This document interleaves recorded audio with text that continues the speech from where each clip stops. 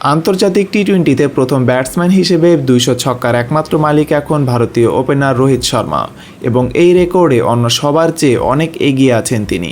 দ্বিতীয় স্থানে আছেন মার্টিন গাপটিল। টি-20 ক্রিকেটে গাপটিলের ছয়ের সংখ্যা 173টি। 137 নিয়ে তালিকার 3-এ অবস্থান করছেন ইংলিশ ব্যাটসম্যান জশ বাটলার। অস্ট্রেলিয়ার বিপক্ষে Rohit Sharma fast bowler Mitchell স্টার্কের বলে হাঁকিয়েছেন 4টি 6, পাশাপাশি একটি 4 ও ওয়াইড মিলিয়ে সেই ওভারে আসে 29 রান। এরপর জশ হ্যাজেলউডের ওভারে মাত্র 2 রান এলেও পরের ওভারে প্যাট কামিন্সের প্রথম বলেই আবার 6, আর তাতেই অনন্য মাইলফলক গড়লেন রোহিত শর্মা। রোহিত শর্মার এই ব্যাটিংয়ের মাঝে বৃষ্টিতে খেলা কিছুক্ষণ বন্ধ থাকে, কিন্তু মাঠে ফিরেই আবার ঝড় বয়ে দেন ভারতীয় ওপেনার। কামিন্সের ওই ওভারে আসে 15 রান।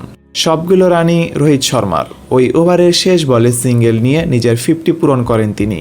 মাত্র 19 বলে 50 ছুঁয়েছেন তিনি, যা এই বিশ্বকাপে এখন পর্যন্ত সবচেয়ে দ্রুততম। 41 বলে 92 রানের ঝড়ো ইনিংস খেলে আউট হয়েছেন রোহিত শর্মা। পুরো ইনিংসে ছিল 7টি 4 এবং 8টি 6।